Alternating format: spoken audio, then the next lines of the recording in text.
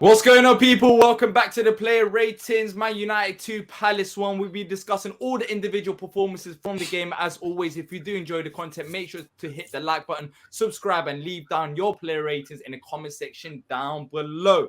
Joined by Patrick here to discuss that defeat. Patrick, there's some questionable performances, some performances that actually surprised us. But look, let's get straight into it and let's start off with the goalkeeper, as we always do. Vicente Guaita, 2 goals conceded today. 6.5 from you, 6 from me. A lot of people are upset with Vicente, but you made a very good point before the show started. You made a very good save in the first half. For the first goal, it was a penalty, so there's no expectations there. Second goal, right. Maybe people saying he could have done potentially better, but it was pretty close in, so I don't know how much better he could have done. But for you, 6.5, do you think he could have done better during the game, or is it a bit harsh? Honestly, I don't think so today. I think the second goal maybe comes out to Rashford. It's a low cost from Shaw. I don't know how he does any better on that play. Again, made a really good save, 13th minute. Had a very good distribution. Pass was 81%, which is the highest he's had in like the last 10 matches. I don't know what he could have done better on the 2 goals, honestly. So I don't think he's at fault for either one of them today. Yeah. Nathaniel Klein at right back, 5.5 from me, 6 from you.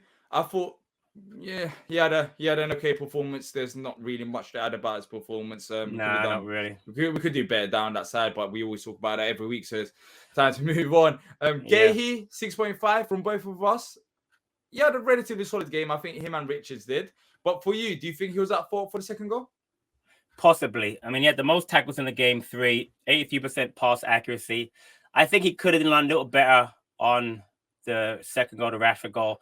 Almost scored a goal to the header. Had a great header. My God, what a save by De Gea off of Gahey's header. So, I mean, listen, man. I don't. Or was it Richards? Was it Richards? I think it was Gahey who had the header. It was Gahey who made the header that De Gea had the save on. But I mean, I think he was fine. Richards, but yeah, one of them anyway. Yeah, one of them had a good header. I know it was a brilliant save by De Gea, whoever it was, but no, I thought De Gea, he played so well that they subbed Weghorst off, and Weghorst did nothing on game. So I really can't blame Gahey for anything today. So yeah, Richard, 6.5 from me, 7 from you. You gave him a bit higher rating than Mark Gahey. How comes? 90% passing accuracy. That's why. I thought it was really good today. Didn't put a foot wrong. Again, we're talking about a player who hasn't played that much in the Premier League. It's his 3rd start, I guess, 3rd or 4th start. He's really started to come on his own. I mean, are you missing Anderson right now? Because I'm not. I mean, I'm not saying he's better than Anderson. I'm just saying I'm not missing him. So my point being, he's a very good understudy. So for me, he played well today for me. So exactly. And when Anderson does come back, I feel like Richards can go to right back. That's the dream anyways. Especially if he's performing like that, he might not be the overlapping right back that we need, but if he's at least good defensively until the end of the season and we can pick up results like that, then I'll take it. I'll 100% take it. So for me, Richards once again didn't put a foot wrong and kept one of the most informed strikers or forwards in the whole Premier League relatively quiet in terms of Rashford. Once again, so another positive performance from him. Left back Tyreek Mitchell didn't really have that much to do. Both gave him a 6. He wasn't involved as much going forward. I can't remember. He did try one forward after the red card, but nothing really. There was nothing special, nothing bad about his game. No, I agree. Doucouré, 7 from both of us. I thought he had a relatively solid performance. When we talk about the midfield, I know people are going to be talking about Hughes, and we talk about Hughes and Elise as a number 10 as well. But I thought Doucouré today, he held it down in midfield. There was a few tackles. He picked up the ball, tried to make forward passes as well. I thought he had a relatively Doucouré game, the game that he normally has when he's performing well. But then again, the expectations are already there, so people won't really dwell into it as much. It was fine. The 82% passing accuracy. 1 out of 1 tackles won, but listen to this: 11 recoveries in the game, more than anybody else. 11 recoveries. Reading the well.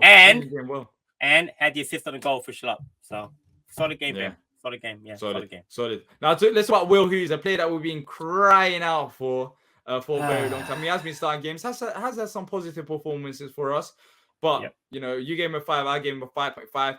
I'll be honest. I could have gave Will Hughes a higher rating than a 5.5, but that goal, that penalty conceded, can't happen. Absolutely pathetic. There's no explanation. But 7 minutes in, there's no need to put your hand up that high. I don't think there is. that early in the game. He just has to know better. And I feel like it ruined things for us. And we can see it. I mean, we managed to score the goal. I guess the game would have been different if that penalty didn't happen in the first place. But yeah, he set us back. He set us back today. But in terms of by that penalty, but in terms of his actual performance, I don't think it was that bad. But I just can't forgive him for that penalty mistake because he should have done better. So I can't give him a higher than 5.5. No, I'm with you. He had 81% passing accuracy. He had 5 recoveries. He played okay, but again, that penalty takes us out of the game. We cannot go to Old Trafford, give up a goal in the first 5 minutes like that, and expect to get anything out of it. If we do, it's a major, major bonus. So it was just poor. I mean, he played okay besides that, but I'm with you. I have a hard time not dealing with that. That penalty was just unforgivable for me. Yeah, messed up our plans anyways. Moving on to Elise, who kind of rotated throughout the game, but you gave him a 4, I gave him a 5.5. I don't know how to describe his performance. For me, he was the only real creative forward going forward. Let's just say that. He was on paper anyways. When you look at the likes of Schlupp or Ayew or Edouard, even like the likes of Hughes and Decore, they're not the creative forwards as Elise is. So there was a lot of burden on his shoulders going into this game without Wilf as well. I don't think he performed that bad to get a 4, Patrick.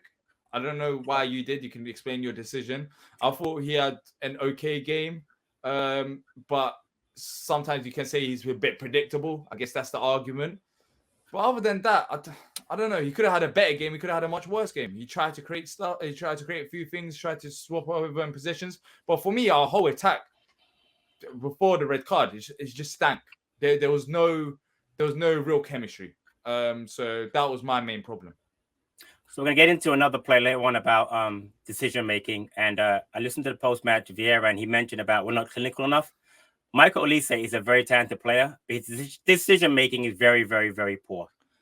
Yes, he had a decent game. He had 75% passing accuracy.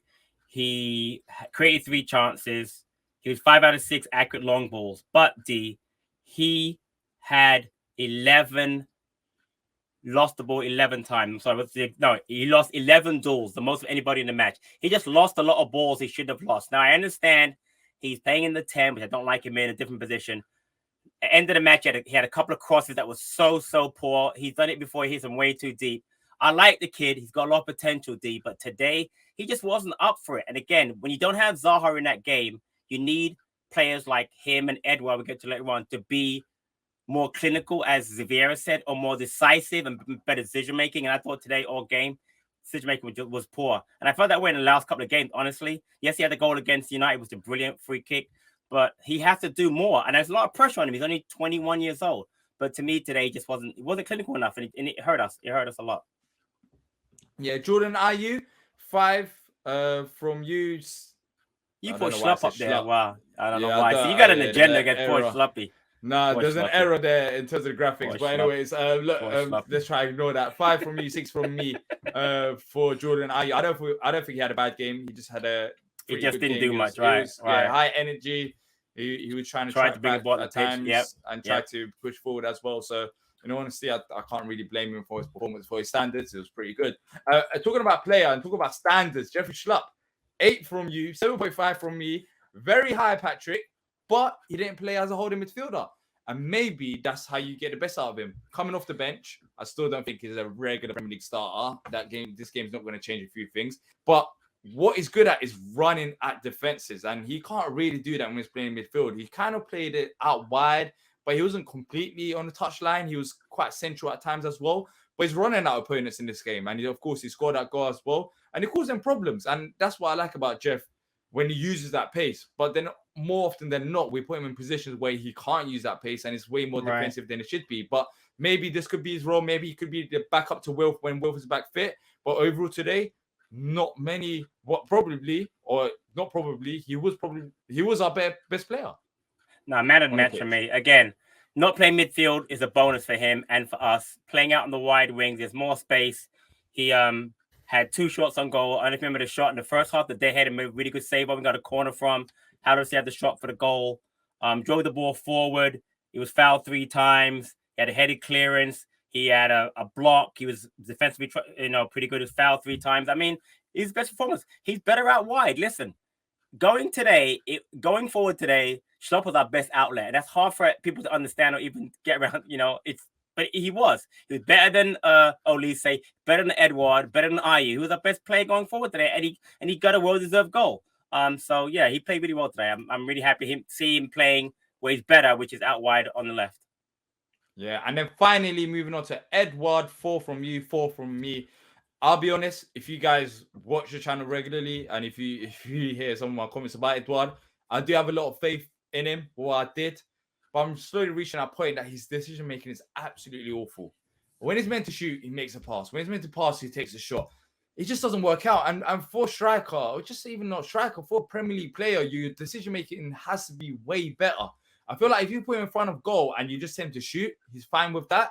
But all the other bits, he's just too inconsistent. And there's been so many games where you just look at him and you're just thinking, just make the pass. I think there was a thing in the second half where there was players in the back post and he decided to take a shot rather than make the pass to the back post. And it pretty much sums him up. Like when it's time to make the pass, he won't make it. And until he makes his decision making much better, I think he's going to be stuck at this level because he's good in front of goal. I do believe that, but he needs to be more involved. Clearly, we're not creating enough chances and he needs to be more clinical, and clearly he ain't. And I wouldn't be surprised if Vieira took him off. I was surprised that he didn't take him off in this game. Funny you mentioned about taking him off. This is only the second time he played 90 minutes the entire season. Yeah. The other time was against Everton. I mean, listen, you said the thing I was going to say, man. I like Edouard. I want him to do well, but you're right. Decision-making is just awful. He only had 25 touches in 90 minutes. I mean, that's something that I've mentioned about other players. If you're going to play a striker for that long, you've got to get him more involved in the game. I know he could score goals, but you're right. Make a better decision. When you're in the box, mate, shoot the ball. Or if you're not going to shoot the ball, give a pass to someone that can to get a shot off. I mean, it's got to be better. And again, if we're going to play him, and he has to keep playing a striker, give him some more games, but decision making got to get better. I talked about Olise. I talked about him. Got to get better. Go ahead. Sorry to cut you off. The mad thing is, I still want him to start because I think he's better than Mateta. I agree. And that's the scary thing. Exactly. That's the scary thing. This is our that's what we have. Our main striker, and we're talking about decision making not being at it. That's where we're at right now, and that's why we need better quality in the team in several positions. Moving on to the bench, let's start off with Lokonga. Came on today, Patrick, and he had a positive influence on the game. You can see his strengths. He's very good on the ball. He likes to pass the ball forward, and I think that's going to help us in the long run. And maybe we see a change of system to a high pressing system with Lokonga playing as a number 8 because he has got a number 8 shirt. And he tried to control the play. He tried to get on the ball, and he was involved. I feel like once he builds up the chemistry, he'll only get better. I was impressed. I agree. Moving on to another player that made his debut today, Hamada. 6 from both of us. Saying that, I can understand if he doesn't play as often or if he doesn't start as many games as Lokonga. The reason I'm saying that is a short spell, but you could tell he was adjusting. He wasn't bad, but he was adjusting. There was times where Olise makes a pass to him and he tries to make the pass to Olise and he just off. I wasn't convinced. I can tell that he's new. I can tell that his game is still raw. But yeah, I can see why Lokonga would play ahead of him. And that's not a bad thing as well, because he needs to adjust. And I won't be surprised if he continues coming off the bench rather than becoming a starter.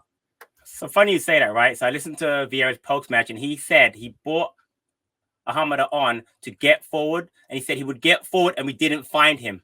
Now, if you remember, he made that cross. Remember the Mateta header went over? That was Hamada's cross that he made the cross.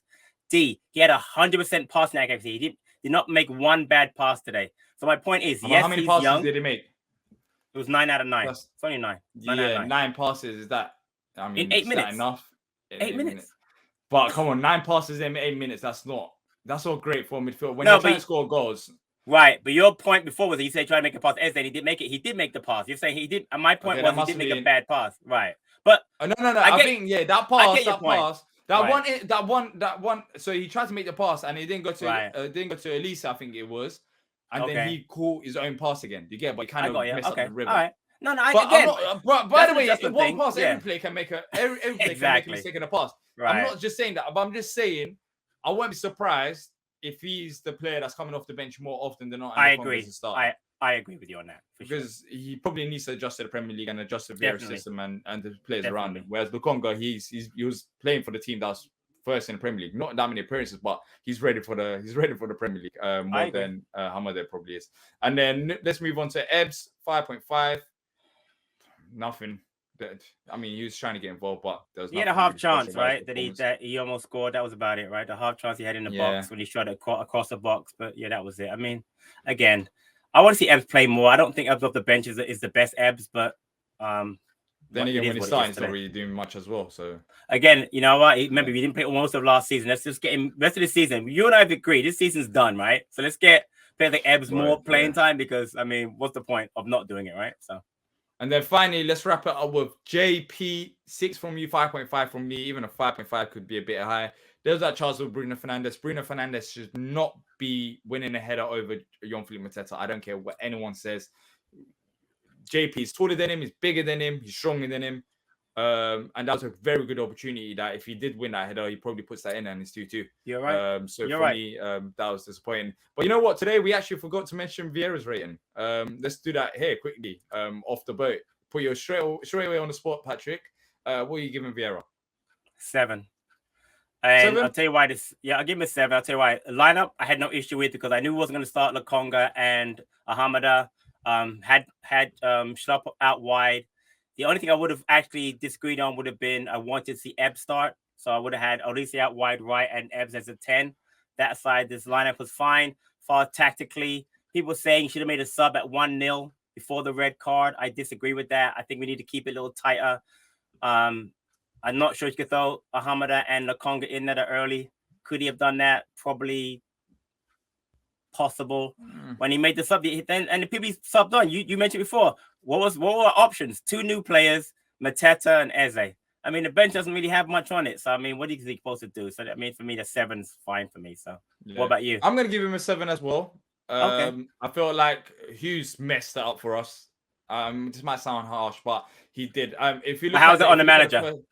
How's it on the manager, though? How was that on the manager? So that's why I'm saying I'm giving a 7 because I'm not gonna.